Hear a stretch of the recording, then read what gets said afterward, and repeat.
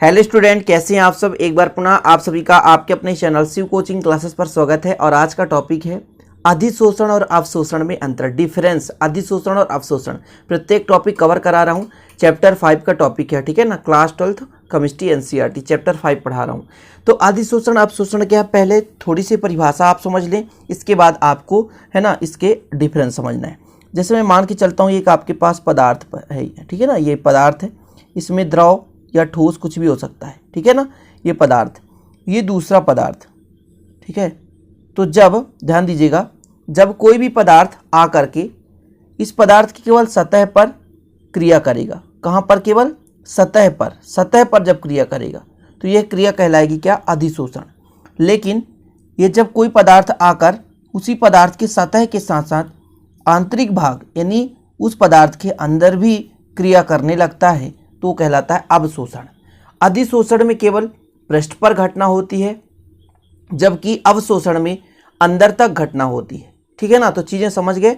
अब देखिए, किसी पदार्थ द्वारा अन्य पदार्थों के अणुओं को सतह पर बनाए रखने की घटना अधिशोषण कहलाती है।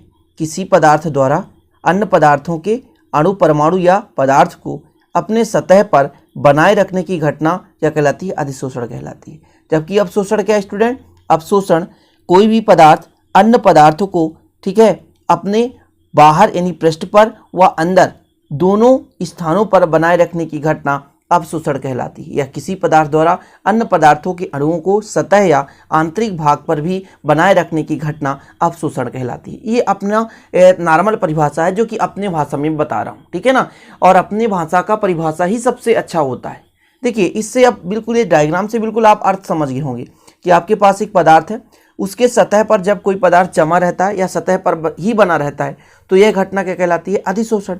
लेकिन सतह के साथ साथ जब आंतरिक भाग पर भी चला जाता है तो स्टूडेंट कहलाता है अवशोषण।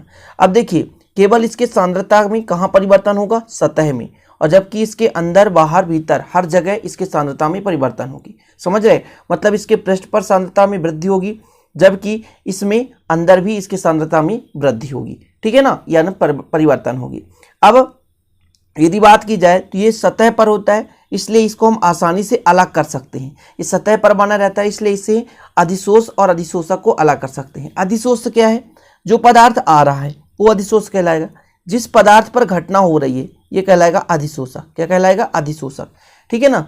ये जो पदार्थ आ रहा है वो क्या कहलाएगा, अधिशोष। और जिस पदार्थ पर घटना हो रहा है तो उसे क्या बोलेंगे, अधिशोषक। इसी प्रकार यहाँ पर अवशोषक, ठीक है ना, ये अवशोषक है, मतलब जो किसी पदार्थ को अवशोषित करेगा, ठीक है ना। और जो पदार्थ आ रहा है उसे कहते हैं अवशोष। ठीक है, चलिए तो अब चलते हैं डिफरेंस पर। तो परिभाषा बताना जरूरी है, क्योंकि यदि आप परिभाषा समझ गए होंगे तो डिफरेंस आसानी से कर पाएंगे। देखिए, पहला डिफरेंस है, यह एक पृष्ठीय घटना है, मतलब किसी पदार्थ की केवल पृष्ठ पर होता है, आंतरिक भाग पर नहीं होता है। यह पदार्थ के भीतर तक होने वाली घटना है। भीतर तक होने वाली घटना मतलब बाहर से लेकर अंदर तक ये प्रवेश कर जाती है। सिंपल, जैसे रसगुल्ला आप देखे होंगे, मतलब गुलाब जामुन, उसको पकाने के बाद सीधे सिरा पे डाल देते तो अंदर तक चला जाता है, तो क्या कहलाया, अवशोषण कहलाया। लेकिन एक आपके पास प्लेटिनम की पत्ती है, उस पर हाइड्रोजन गैस का हम वहाँ पर एक प्रकार से हाइड्रोजन गैस ले जाएं तो केवल सतह पर ही हाइड्रोजन गैस अधिशोषित होता है। सिंपल, ठीक। चलिए, अधिशोषण का वेग प्रारंभ में तीव्र होता है, बाद में मंद गति से होता है। मतलब पहले तेजी गति से होता है और बाद में थोड़ा सा धीरे गति हो जाता है, मतलब धीरे धीरे संपन्न होता है। लेकिन अवशोषण जो होता है समान वेग से होता है, ठीक है ना। मंद गति ना तीव्र, में समान वेग से, हमेशा प्रारंभ से लेकर अंत तक समान वेग से बना रहता है। अगला देखिए, अधिशोष को अधिशोषक से अलग करना आसान होता है, जिसे विशोषण कहते हैं। विशोषण, देखिए अधिशोषण में दो चीज होता है, मैंने बताया था। एक अधिशोष जो पदार्थ पर आ रहा है, और जिस पदार्थ पर घटना हो रही है उसे बोलते हैं अधिशोषक। जिस पदार्थ पर घटना हो रही है उसे अधिशोषक कहते हैं। तो अधिशोष को अधिशोषक से आसान होता है अलग करना। लेकिन अवशोषण में क्या होता है, इसमें अवशोषित पदार्थ को पृथक करने के लिए विशेष विधियों का प्रयोग किया जाता है, या विशेष विधियों की आवश्यकता होती है। मतलब आसानी से हम अलग नहीं कर सकते। जैसे अवशोषक पदार्थ होता है, उसमें अवशोष पदार्थ आता है और उसके भीतर तक, अंदर तक उसे अवशोषित हो जाता है, इसलिए थोड़ा सा उसको अलग करना कठिन होता है। इसी कारण से विशेष विधि द्वारा अलग करते हैं। इसका मेन एग्जाम्पल आप देख सकते हैं, वाष्पन क्रिस्टलन विधि। मतलब वाष्पन के द्वारा या क्रिस्टलन की विधि द्वारा हम इसे अलग कर सकते हैं, क्योंकि कोई भी द्रव यदि किसी पदार्थ पर अवशोषित है तो किस टेम्परेचर पर वो वाष्पित होगा, तो उसका हम तापमान बढ़ाएंगे तो वाष्पन की क्रिया के द्वारा वो अलग हो जाता है। अगला देखिए, अधिशोषण में किसी अधिशोषक के पृष्ठीय अणु या परमाणु ही भाग लेते हैं।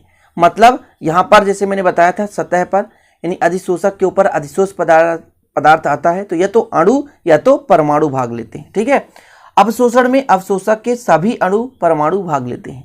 मतलब अधिशोषण में सभी के सभी भाग नहीं लेते, कुछ विशेष अणु परमाणु ही भाग लेते हैं, लेकिन अवशोषण में सभी अणु परमाणु भाग लेते हैं। मेन डिफरेंस क्या है, अधिशोषण में समस्त अणु या परमाणु भाग नहीं लेते, उसमें से कुछ विशेष अणु परमाणु ही भाग ले पाते हैं, जबकि अवशोषण में समस्त अणु या परमाणु भाग लेते हैं। अगला, इसके केवल पृष्ठ में सांद्रण परिवर्तन होता है, सतह पर सांद्रण परिवर्तन होता है, और इसमें क्या होता है समान रूप से संपूर्ण भाग में, क्योंकि अंदर से बाहर तक की होने वाली घटना है।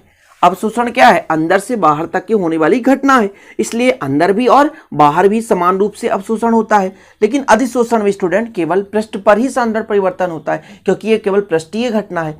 सतह रसायन अपन पढ़ रहे हैं तो अधिशोषण में केवल क्या होता है कि सतह पर ही परिवर्तन होता है, कोई पदार्थ आकर किसी दूसरे पदार्थ पर केवल सतह पर ही जमा हो जाता है। ठीक है, और उसके बनाए रखने की घटना को क्या कहते हैं, अवशोषण कहते हैं। तो चलिए फटाफट स्क्रीनशॉट ले लीजिए।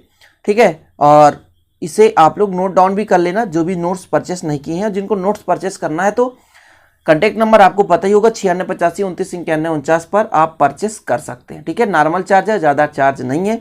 ठीक है स्टूडेंट, तो फिर चलते हैं, छोटा सा वीडियो, इजाज़त दीजिए, मिलते हैं अगले वीडियो में, तब तक के लिए जय हिंद, वंदे मातरम।